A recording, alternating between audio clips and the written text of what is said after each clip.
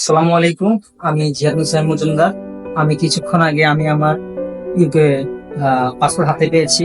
আমি visa application করার মাত্র 2 দিনের মধ্যে, 2 কর্মদিবসের মধ্যে আমি আমার ভিসা অ্যাপ্রুভাল পাই।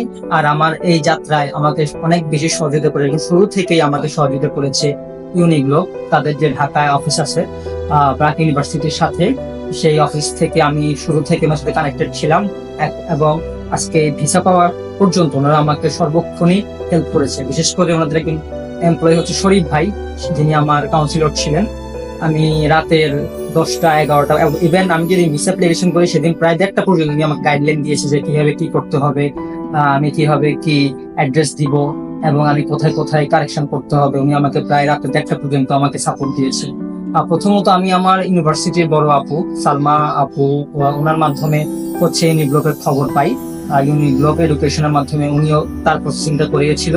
তো ওনার সাথে কথা বলার পরেই আমি এবং অনেকগুলো এজেন্সি ঘোরার পরে আমি ট্রাস্টেড একটা এজেন্সি পেলাম, যেটি হচ্ছে ইউনিগ্লোব।